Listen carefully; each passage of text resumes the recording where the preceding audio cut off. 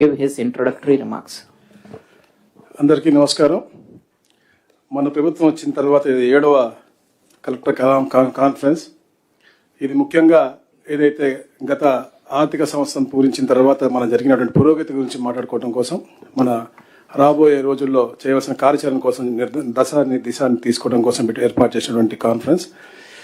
మన ముఖ్య అతిథిగా వచ్చేసినటువంటి వ్యక్తి వారి యొక్క దార్శనికతతో రాష్ట్ర పారిశ్రామిక రంగాన్ని పరుగులు తీయించి ప్రతిష్టాత్మకమైనటువంటి, అంటే రివార్డులు అవార్డులు వారికి కొత్త కాదు, అయినప్పటికీ కూడా ఈ business reformer of the year అనేది, ఎందుకంటే విధ్వంసం నుంచి వికాసం వైపు తీసుకెళ్తున్న తరుణంలో ఆ కీర్తిని వ్యవస్థలోని ప్రతి ఒక్కరికి కూడా పంచివ్వటం, గౌరవ ముఖ్యమంత్రి గారి యొక్క ఉన్నత వ్యక్తిత్వానికి మరియు నిరాడంబరకు అది నిలువుటద్దం అని చెప్పేసి కూడా నేను తెలియజేస్తా ఉన్నాను. ఈ అవార్డు ఆయనకి వరించడం మన రాష్ట్రానికి గర్వకారణం. ఈ సందర్భంగా మనందరి తరపున ముఖ్యమంత్రి గారికి శుభాకాంక్షలు తెలియజేస్తూ మీ అందరికీ కూడా ఈ యొక్క సదస్సుకు స్వాగతం పలుకుతా ఉన్నాను. అలాగే ముఖ్యంగా తండ్రి దగ్గర తనయుడుగా వారి యొక్క అడుగుజాలు నడుస్తూ ప్రపంచ స్థాయి సంస్థలను రాష్ట్రానికి రప్పించి భారీగా పెట్టుబడులను ఆకర్షిస్తూ తండ్రికి వారి యొక్క ఆదర్శవంతంగా అన్నింటి కూడా నిరూపించుకున్నటువంటి మన యువ నాయకులు మన నారా లోకేష్ గారు, వారి అసాధారణ వినయంతో అందరి మనసులు గెలుచుకుంటున్నటువంటి వ్యక్తి. ఎందుకంటే నిన్ననే కరెక్ట్గా ఇదే సమయానికి మేము శ్రీ సిటీలో $50 బిలియన్ కంపెనీ ఏదైతే ఉందో క్యారియర్, వారి CEO డేవ్ వచ్చారు. వారు కేవలం ఒక గ్రౌండ్ బ్రేకింగ్ కోసం వచ్చారు. కానీ ఏదైతే లోకేష్ గారు అప్రోచ్, వారు కాన్ఫిడెంట్ గా ఈ స్టేట్ గురించి చెప్పినటువంటి విషయాలు వారు గమనించి తప్పకుండా నెక్స్ట్ ఇన్వెస్ట్మెంట్ కూడా పెద్ద ఎత్తున మేము ఇక్కడే పెట్టబోతున్నామని చెప్పిన హామీ ఇచ్చారు. అంటే అది మన పరిపాలన యొక్క, ఇది మన నాయకుల యొక్క చిత్తశుద్ధం తెలియజేస్తా ఉన్నాను. అలాగే ముఖ్యంగా పల్లె ప్రగతి కోసం ఏదైతే సారథులుగా ఉన్నటువంటి ఉప ముఖ్యమంత్రి వర్యులు వారు అనారోగ్యంతో రాలేకపోయారు, వారికి కూడా ఇక్కడి నుంచే వారి కృతజ్ఞత తెలియజేస్తా ఉన్నాను. ఎందుకంటే ఈ ప్రభుత్వం ఇంత సుభిక్షంగా నడుస్తూ ఉంది అంటే అందరి సహకారం, కూటమి యొక్క సహకారంతో నడుస్తూ ఉంది. అందరికి కూడా నమస్కారం తెలియజేసుకుంటూ నా సహచార మంత్రివర్యులు, అలాగే ప్రధాన కార్యదర్శిగా సాయి ప్రసాద్ గారికి, CCLA శ్రీమతి జయలక్ష్మి గారికి, DGP హరీష్ కుమార్ గుప్తా గారికి, అలాగే అన్ని శాఖల అధిపతులకు, వివిధ జిల్లాల కలెక్టర్లకు, SPలకు అందరికీ కూడా స్వాగతం పలుకుతా ఉన్నాం. మనం దగ్గర 2 సంవత్సరాలు పూర్తవుతా ఉంది. ఏదైతే గత విధ్వంసం నుంచి మనం చెప్పినట్టుగా వికాసం వైపు వస్తా ఉన్నాం, దాంట్లో భాగంగా 23 నెలల్లో దాదాపుగా 11 లక్షల కోట్ల రూపాయల పెట్టుబడులు, అలాగే 10 లక్షల ఉద్యోగ అవకాశాలు కల్పిస్తాను. అంటే ఇదంతగా సమిష్టిగా మనందరం కూడా కృషి చేసినటువంటి విషయానికి మనం గుర్తు చేస్తా ఉన్నాను. ఎన్ని ఆర్థిక ఇబ్బందులు ఉన్నప్పటికీ కూడా అన్ని పథకాలు కూడా క్షేత్రస్థాయిలో మనందరం కూడా కలిసికట్టుగా అమలు చేస్తాను. అలాగే సంక్షేమాన్ని కూడా ప్రజల అంగిట్లోకి మనం తీసుకెళ్తున్న పరిస్థితి. అలాగే రెవెన్యూ శాఖలో ఎన్నో సంస్కరణలు తీసుకొస్తా ఉన్నాం. భూ రికార్డులన్నీ కూడా తారుమారు చేయడానికి ఎటువంటి ఆస్కారం లేకుండా ప్రతి దశలోనూ భూ యజమానికి EKYC సదుపాయం కల్పిస్తా ఉన్నాం. పట్టా భూములు, అలాగే 1B అడంగళ్ళు ఆన్లైన్లో భూ యజమానులే సొంతంగా లాక్ చేసుకునే విధంగా సంస్కరణ తీసుకొచ్చాం. వీరి అనుమతి లేకుండా ఏ అధికారి కూడా మ్యూటేషన్లు చేసే విధంగా కానీ, రిజిస్ట్రేషన్ చేసే విధంగా కానీ ఎక్కడ కూడా అవకాశం లేకుండా ఏదన్నా జరిగితే వారికి మెసేజ్ రూపాన వెళ్లే విధంగా ఈ కార్యక్రమాన్ని చేస్తా ఉన్నాం. కొత్త పాస్బుక్లు కూడా గౌరవ ముఖ్యమంత్రి గారు ప్రతి నెల మొదటి వారంలో 2 నుంచి 9 దాకా పెద్ద కార్యక్రమాన్ని చేపట్టి పాస్బుక్ ఎక్కడ కూడా ఇబ్బందులు లేకుండా EKYC తీసుకుని మరి వారికి డ్రాఫ్ట్ పాస్బుక్ ముందే ఇచ్చి ఇవన్నీ అందేసే విధానాన్ని మనకి చెప్పారు. అది పూర్తిగా అమలు చేస్తా ఉన్నాం. మీ అందరికీ కూడా దానికి శుభాకాంక్షలు తెలియజేస్తా ఉన్నాను. పేదలకు అసైన్ చేసిన ఇళ్ల పట్టాలు గతంలో 10 ఏళ్ళు ఉన్నది, అది ఇప్పుడు 2 ఏళ్లకి చేసే విధంగా కూడా మేము కార్యాచరణ చేస్తా ఉన్నాం. దీనివల్ల పేదలకు ఎంతో తోడ్పాటుగా ఉంటుందని చెప్పేసి కూడా మేము తెలియజేస్తాను. అలాగే అయితే పట్టణ గరిష్ట భూ పరిమితి చట్టం ఉందో దాన్ని సవరించే విధంగా, అంటే క్రమబద్ధీకరణ చేసే విధంగా డిసెంబర్ 31 వరకు పొడిగించాం. గతంలో గవర్నమెంట్ దాకా వచ్చేది ఇప్పుడు CCLA స్థాయిలో అది అంటే మంచిగా స్మూత్గా అయ్యే విధంగా సవరణ కూడా చేయడం జరిగింది. అలాగే ఎన్నో ఏళ్లగా ఈ విలేజ్ సర్వీస్ ఇనాములు ఏదైతే పెద్ద సమస్యగా ఉందో ఈ రాష్ట్రంలో ఎన్నో మన గ్రీవెస్లు వస్తా ఉన్నాయి, అవి కూడా గౌరవ ముఖ్యమంత్రి గారి ఆదేశాలతో 22A నుంచి తొలగిస్తూ మన ఉత్తర్వులు ఇచ్చాము. 137,000 ఎకరాలు దీని ద్వారా పేదలకు లబ్ధి పొందింది.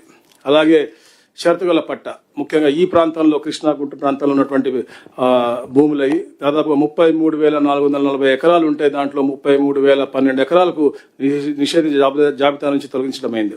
అలాగే చుక్కల భూమి గురించి కూడా ఈ 2-3 రోజుల్లో గౌరవ ముఖ్యమంత్రి గారు డెసిషన్ తీసుకుని పాజిటివ్ అంటే లార్జర్ ఇంట్రెస్ట్లో మంచి పేదలకు మంచి జరిగే విధంగా దాన్ని కూడా మనం ప్రకటించబోతా ఉన్నాం మార్గదర్శకాలని చెప్పేసి కూడా నేను తెలియజేస్తా ఉన్నాను.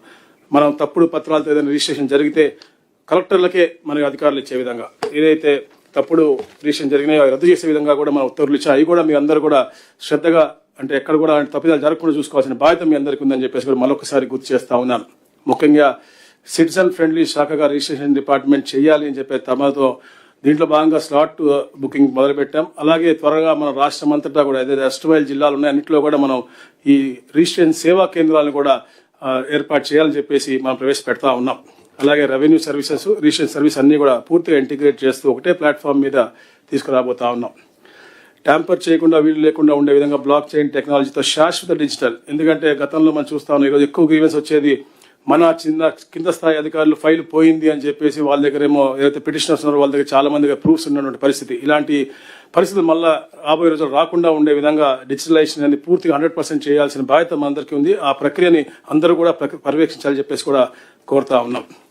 అలాగే ప్రభుత్వం ప్రతిష్టాత్మకం తీసుకున్నటువంటి రీసర్వే 2.0 కూడా గౌరవ ముఖ్యమంత్రి గారు మార్చ్ 2027 డెడ్ లైన్ ఇచ్చారు. పూర్తిగా అందరూ కూడా క్షేత్రస్థాయిలో ఎక్కడ కూడా ఇబ్బందులు లేకుండా సకాలంలో పూర్తి చేయాలని చెప్పేసి కూడా ఎప్పటికప్పుడు మనం పర్యవేక్షించుకుందాం అని చెప్పేసి కూడా తెలియజేసుకుంటాం. అలాగే కూటమి ప్రభుత్వం నవ్యాంధ్ర స్వర్ణాంధ్రగా మార్చేందుకు కష్టపడతా ఉంది. కష్టాన్ని ప్రపంచం మొత్తం గుర్తించి ఈరోజు ఏపీ వైపు చూస్తూ ఉంది. మనమంతా ప్రభుత్వం యొక్క ఆశయాలు, ఉద్దేశాలు మరింత లోతుగా అర్థం చేసుకుని చిత్తశుద్ధితో పనిచేయాలని చెప్పేసి కోరుకుంటూ, మరి ముఖ్యంగా ఏదైతే స్పీడ్ ఆఫ్ డెలివరీ గవర్నెన్స్ మనం చెప్తా ఉన్నాం అది క్షేత్ర స్థాయిలో అమలయ్యే విధంగా అందరూ కూడా చేయాలని చెప్పేసి తెలియజేసుకుంటూ, ఆఖరిగా ఒక్క నిమిషం నేను ఏదైతే గౌరవ ముఖ్యమంత్రి గారు మన ఒక అద్భుతమైన అవకాశం ఇచ్చారు మాలో ఒక 6గురికి సింగపూర్ ఒక టూర్కి, దాని గురించి ఒక నిమిషం చెప్పాలి నేను. ఎందుకంటే మామూలుగా వెళ్లే ముందు చాలా మంది అన్నారు ఎందుకు వెళ్తున్నారు, ఏం చేస్తారు, ఏం చెప్తారని. కానీ ఇది ఒక అద్భుతం. I gone to Singapore n number of times, but ఇంత ఎడ్యుకేటివ్గా ఉంటుందని ఇప్పుడు ఎక్స్పెక్ట్ చేయలేదు. నేను అక్కడికి వెళ్ళి చదివిన 7 రోజుల్లో ఆ స్కూల్లో కూర్చుని అటు కూర్చునేవాడిని, మీతో కూర్చునేవాడిని. అంత ఎగ్జైటింగ్, అంత పాజిటివ్గా జరిగినటువంటి టూర్ అది. సో అది తప్పకుండా ఈ వేదికలో చెప్పాలి అని చెప్పేసి నేను అనుకుంటా ఉన్నాను. ఎందుకంటే వాళ్ళు ముఖ్యంగా సింగపూర్ ఎవరైతే ఉన్నారో స్మాల్ కంట్రీ, బట్ వారి యొక్క ఇంటిగ్రేషన్ కానీ, వాళ్ళ అకౌంటబిలిటీ కానీ, వారి యొక్క గవర్నెన్స్ అనేది, అంటే we are some issues we are far head than them, like RTGS dashboards అవ్వచ్చు, లేకపోతే రియల్ టైమ్ మానిటరింగ్ అవ్వచ్చు, అని మనం హెడ్ ఉన్నాం. కానీ వారి అకౌంటబిలిటీస్ అనేది 100% ఉంది. నా మొదటి ఎలక్షన్ నినాదం నేను అంటే అహంకారం, మనం అంటే మమకారం అనేది. అది వాళ్ళ సిటిజన్ సెంట్రిక్గా వి ఫస్ట్ అనేది ఒక అద్భుతమైనటువంటి ఒక నినాదం తీసుకుని వాళ్ళు ముందుకు వెళ్తున్నారు. ఇది ఒక అద్భుతమైన ఎక్స్పీరియన్స్. అలాగే ఎన్నో ఇంజనీరింగ్ మార్వెల్స్ కూడా మేము చూసాము అక్కడ.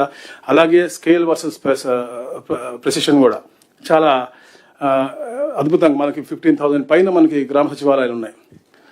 మనం బ్రహ్మాండంగా చేస్తాను. కానీ ప్రెసిషన్ అండ్ ఇంటిగ్రేషన్ వాళ్ళ దగ్గర అద్భుతంగా ఉంది. అలాగే గవర్నెన్స్లో ఇన్నోవేషన్స్ కూడా, సైన్స్ లెడ్ ఇన్నోవేషన్స్ చాలా ఉన్నాయి. లైక్ జెనెటికల్లీ మోడిఫైడ్ మస్కిటోస్ని వాళ్ళు మస్కిటోని ప్రివెంట్ చేయడం కోసం క్రియేట్ చేసి వదిలినటువంటి పరిస్థితి. ఇలాంటి ఇన్నోవేషన్ కూడా మనం చాలా ఎంబెడ్ చేయాల్సిన అవసరం ఉంది. అలాగే speed versus certainty to investors అనమాట. మనం అద్భుతంగా మన పాలసీస్ పెట్టాము, స్పీడ్గా చేస్తాము, ఫాస్టర్ అప్రూవల్స్. నేను చెప్పాను, నేను ఫిబ్రవరిలో మనం క్యారియర్ మనం అగ్రిమెంట్ చేసుకున్నాం. నిన్న ఆపరేషన్ స్టార్ట్ అయినాయి. 14 months from now they start production. అంత స్పీడ్గా చేస్తా ఉన్నాం. కాకపోతే వాళ్ళది సింగపూర్లో చూసింది ఏంటంటే సర్టనిటీ ఉంది, వాళ్ళ భవిష్యత్తు గురించి ఒక నమ్మకం ఉంది. ఆ నమ్మకాన్ని మనం ఇంకా పూర్తిగా కలిగిస్తా ఉన్నాం, ఇంకా పూర్తిగా కలిగించాల్సిన అవసరం. అలాగే యూనిఫైడ్ ప్రాసెస్ ఉంది. అలాగే మొత్తంగా ముఖ్యంగా ఏంటంటే గవర్నెన్స్లో వాళ్ళ ఒక అందరూ కూడా ఒక టీం వర్క్ అలాగే పనిచేస్తా ఉన్నారు. ఎక్కడ కూడా డిపార్ట్మెంట్గా సెగ్రిగేషన్ లేదు, టీం వర్క్గా చేస్తున్నాం. ఆ టీం వర్క్గా మనం కూడా తప్పకుండా ఇది కూటమి ప్రభుత్వం, కూటమి టీం చంద్రబాబు అద్భుతంగా ఈ రాష్ట్రాన్ని ముందుకు తీసుకెళ్దాం అని చెప్పేసి మనస్ఫూర్తిగా మీ అందరూ కోరుకుంటూ స్వాగతం పలుతా ఉన్నా. Sorry, thank you.